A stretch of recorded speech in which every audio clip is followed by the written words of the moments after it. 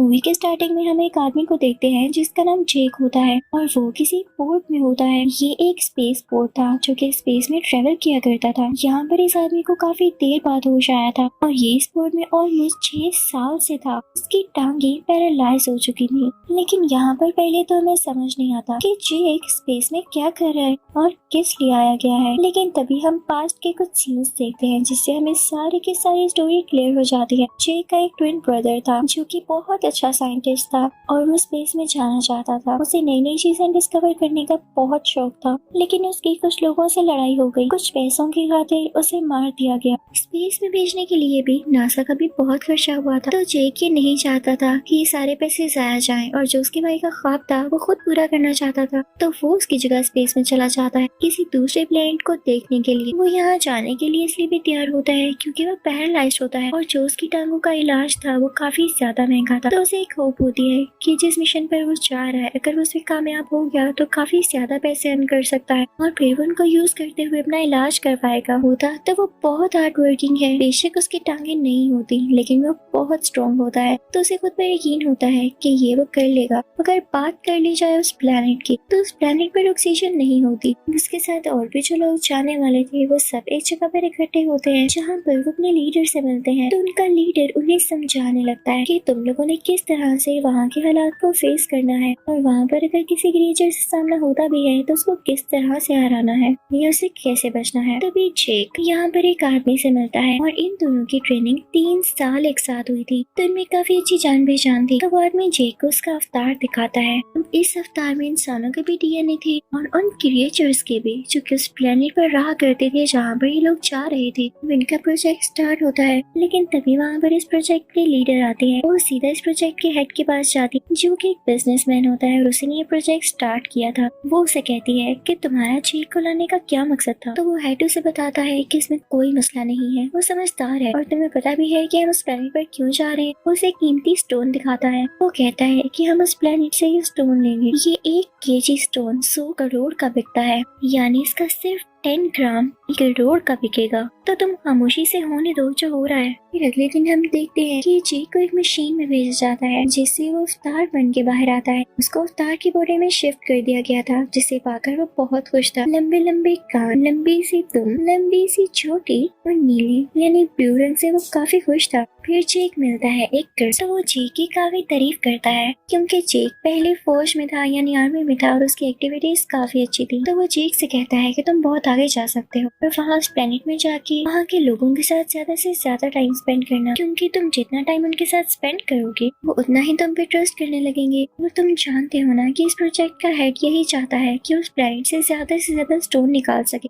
इसके लिए पहले तो उन क्रीचर्स को वहाँ से हटाना होगा। तो अगर तो तुम ये काम कर लो तो अच्छी बात हो, लेकिन अगर 3 महीने के अंदर तुम ऐसा ना कर पाए तो हमें मजबूरन यानी ना चाहते हुए भी वहाँ पर हमला करना होगा और जंग छिड़ जाएगी, क्योंकि स्टोन तो हमने पाना ही पाना है। वो उसे कहता है कि इसके बदले में मैं तुम्हारी टांगे भी ठीक करा के दूंगा। तो इस चीज के लिए जेक मान जाता है। वो लोग उस प्लेनेट पर पहुंच जाते हैं। वहाँ जाते ही जेक जो कि भाई का अवतार होता है काफी खुश होता है, चीजों को छूने लगता है। तभी वो देखता है कि वहाँ पर बड़े बड़े जानवर हैं। एक अजीब सा जानवर जेक के पीछे पड़ जाता है तो जेक एक झरने में छलांग लगा देता है, लेकिन अब वो अपनी टीम से अलग हो चुका था। वहाँ पे जेक अपने लिए एक नेजा तैयार करता है। उस तरफ उसकी टीम उसे काफी ढूंढती है लेकिन उसे नहीं मिलता।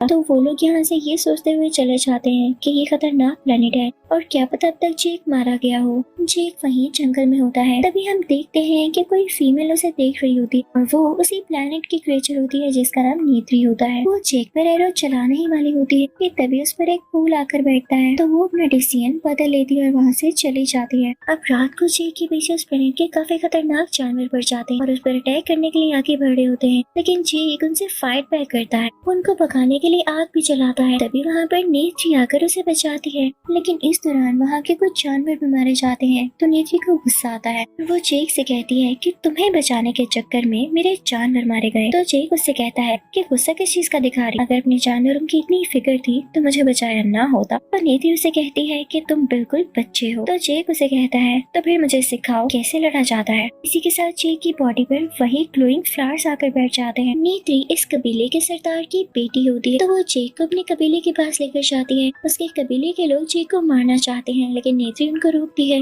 तो ये बात एक और क्रिएचर को अच्छी नहीं लगी। ये वही क्रिएचर होता है जो कि अब आगे जाकर इस कबीले का सरदार बनने वाला था। लेकिन नेत्री की माँ जो कि वहाँ की रानी होती है, नेत्री से कहती है कि तुम्हें मैं इजाजत देती हूँ, तुम जेक को चीजें सिखा सकती हो। दूसरी तरफ हम देखते हैं कि जेक की असल दुनिया में आंख खुलती है, यानी उसी पोर्ट में। तो वो सबको बताने लगता है कि मैंने उन लोगों का ट्रस्ट जीतने के लिए पहला स्टेप तो पार कर लिया है, जिसे सुनकर सब लोग काफी खुश होते हैं। अब नेत्री जेक को काफी चीजें सिखाने लगती है, जैसे कि हॉर्स राइडिंग वगैरह। दूसरी तरफ हम इस प्रोजेक्ट के लीडर को देखते हैं जो कि अपनी टीम को लेकर इस जगह पर आ जाती है। वहाँ पर इनका एक छोटा सा कैबिन होता है पहाड़ों के ऊपर, जो कि बादलों में उड़ सकते थे। ये बहुत ही चार्मिंग व्यू है। उस तरफ जेक की ट्रेनिंग आहिस्ता आहिस्ता शुरू हो जाती है। देखते ही देखते जेक की काफी अच्छी ट्रेनिंग हो जाती है और वो वहाँ की सब बातें सीख जाता है। हॉर्स राइडिंग करना, वहाँ शिकार कैसे करना है, और सबसे बड़ी बात नेचर से प्यार करना। अब नेत्री जेक को एक जगह पर लेकर जाती है जहाँ पर वो उसे एक परिंदे से मिलवाती है। वो उसे कहती है कि ये उड़ सकता है और पता है इसकी खासियत क्या है, कि ये अपना राइडर खुद ही चुनता है और सारी जिंदगी उसी के साथ सिंसियर रहता है और उसी को लेकर उड़ता है, उसके अलावा किसी को नहीं चुनता। कि इसमें खतरे वाली बात ये है कि इसको चुनने से पहले तुम्हें भी बहुत केयरफुल रहना होगा, ये तुम्हें मार भी सकता है। अब ऐसे ही होता है, लेकिन जल्द ही जेक उस परिंदे को चुन लेता है और उस पर काबू पाकर उड़ने लगता है। नेत्री और जेक अपने अपने परिंदों पर उड़ रहे होते हैं और काफी एंजॉय कर रहे होते हैं। जहाँ पर इन्हें एक दरख्त भी नजर आता है। वो जगह काफी खूबसूरत होती है, लेकिन तभी इनके पीछे एक खौफनाक परिंदा पड़ जाता है। तो ये लोग जल्दी उससे लड़के उसे हरा देते हैं और अपनी जान बचा लेते हैं। तो नेत्री जेक को बताती है कि ये मेरे एंसेस्टर्स की सवारी हुआ करती थी, इस पर सवारी करना बहुत मुश्किल है और इसके बारे में ये माना जाता है कि ये दुखों को खत्म कर सकता है और प्रॉस्पेरिटी ला सकता है। अब जेक को यहाँ पे 3 महीने गुजर जाते हैं तो कर्नल उसे वापस बुलाता है और कहता है कि जो काम मैंने तुम्हें कहा था लगता है वो तुम भूल रहे हो। तो जेक कहता है कि नहीं, मैं भूल नहीं रहा,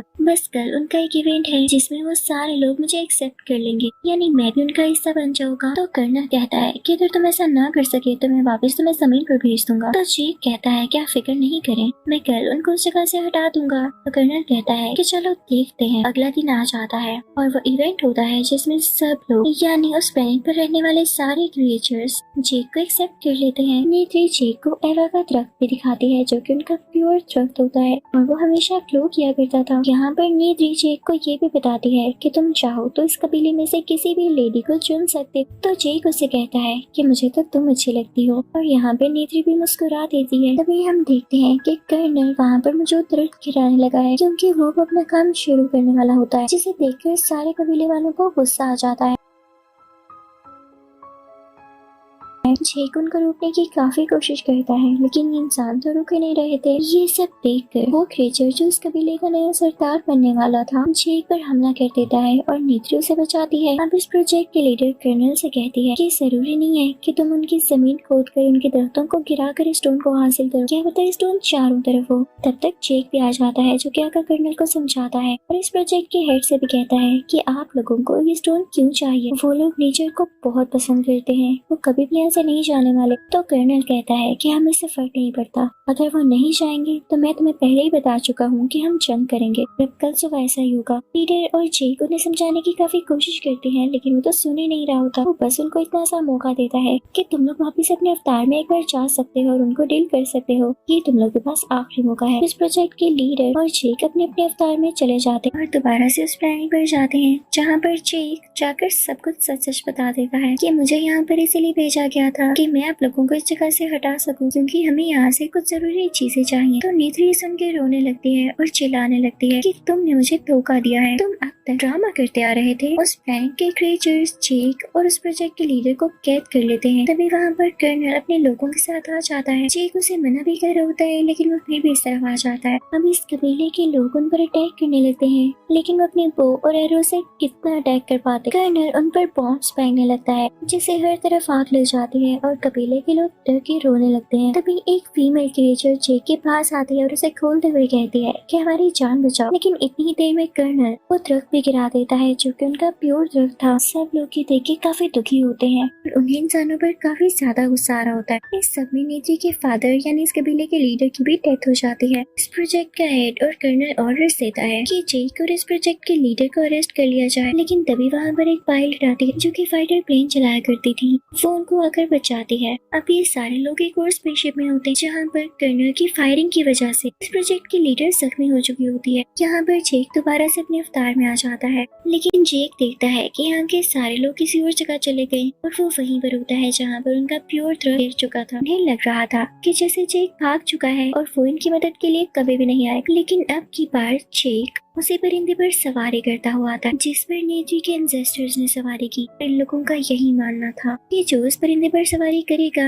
वो गम के बादलों को भी हटा सकेगा, यानी प्रोस्पेरिटी ला सकेगा। तो जब जेक इस परिंदे पर इनके पास आता है तो सब लोग बहुत खुश होते हैं और ये सोचते हैं कि वाकई जेक दूर नहीं भागा था, बल्कि अब तो वो आ गया है हमारी मदद करने के लिए। तो नेत्री भी बहुत खुश होती है। जेक वहाँ नेत्री की मदर से बात शेयर करता है कि मेरी एक साथी जख्मी है, क्या उसे बचाने का कोई तरीका है? तो वो उसे ये बताती है कि हाँ, अगर वो अपने अवतार में वापस आ जाए तो चांसेस है, लेकिन एट लास्ट वो प्रोजेक्ट लीडर को चाह कर भी नहीं बचा पाते और उसकी डेथ हो जाती है। तो जेक इस कबीले में ऐलान करता है कि हम कर्नल के खिलाफ लड़ाई करेंगे और सब लोग उसकी तरफ हो जाते हैं और उसका साथ देने के लिए तैयार हो जाते हैं। ये तादाद में यानी क्वांटिटी में बहुत ज्यादा होते हैं, जिसकी वजह से कर्नल भी डरा होता है। लेकिन मसला ये था कि उसके पास बहुत बड़े बड़े जंगी जहाज और एडवांस वेपन्स थे, लेकिन जेक और बाकी कबीले वालों के पास सिर्फ तीर कमान यानी बो और एरो था। लेकिन जेक इस बात पर इतना ध्यान नहीं देता क्योंकि वो इस प्लेनेट को अच्छी तरह से जानता है और वो ठान लेता है कि वो जरूर इस प्लेनेट के लिए और नेचर के लिए लड़ेगा। वो उसी प्योर दरख्त के पास जाता है और उससे कहता है कि आप हमारी मदद करें, कर्नल यहाँ नेचर को तबाह करने आ रहा है, वैसा उन्हें मत दीजिएगा। अब कर्नल अपना हमला कर देता है। वो बहुत ज्यादा आर्मी को अपने साथ लेकर आया था। वो सबसे पहला शूट उसे प्योर दरख्त की तरफ करता है, लेकिन इससे पहले ही वहाँ पर उस प्लेनेट के क्रिएचर्स आ जाते हैं जिन्होंने अपने घोड़ों तक को तैयार कर रखा था। जेक भी उसी ब्लू परिंदे पर आ रहा होता है। इन सब के पास तीर कमान था, लेकिन कर्नल और उसके साथी लोगों पर भारी पड़ रहे थे अपने एडवांस वेपन्स और स्किल्स की वजह से। लेकिन दूसरी तरफ इस प्लेनेट के क्रिएचर्स में काफी ज्यादा स्ट्रेंथ थी क्योंकि ये अपनी विल पावर को सबसे आगे रखते थे और यही सबसे स्ट्रॉन्ग बात थी। कर्नल वहाँ पर काफी ज्यादा क्रिएचर्स पर अटैक करने लगता है। तभी वहाँ पर वो फाइटर पायलट आती है, लेकिन इससे पहले कि वो जेक को बचा पाती कर्नल उस पर भी फायरिंग शुरू कर देता है, जिसकी वजह से नेत्री का वो परिंदा भी जख्मी हो जाता है। काफी तबाही होने लगती है। इस फायरिंग की वजह से इस कबीले का नया सरदार भी मारा जाता है जो कि जेक का मजाक उड़ाया करता था। अब कर्नल का अगर टारगेट होता है वही प्योर तरफ, क्योंकि उस पर हमला करके ये इन लोगों पर कंट्रोल करना चाहता था। समय नेत्री भी काफी घबराई हुई होती है, लेकिन यहाँ भी इससे पहले कि उस तरफ पर कोई हमला करता जेक की दुआ कबूल हो जाती है जो कि उसने उसी प्योर तरफ के सामने की। दूसरी तरफ से बड़े बड़े परिंदे आने लगते हैं जिन पर गोलियों का भी कोई असर नहीं हो रहा था। वो कर्नल पर और उन सब लोगों पर जिन्होंने वेपन्स पकड़े होते हैं अटैक करने लगते हैं। उनके वेपन्स गिराने लगते हैं। जिस जहाज से लोग एक्सप्लोजन करने वाले थे जेक उस पर हमला करके उसे गिरा देता है, तो वो जहाज तबाह हो जाता है। एक्सप्लोजन होने से भी बच जाता है। अब जेक कर्नल के जहाज पर भी हमला करता है जिससे उसका जहाज भी तबाह हो जाता है। तो कर्नल अपने जहाज से नीचे जंप लगा देता है, लेकिन जेक दरख्तों में अटकर बच जाता है।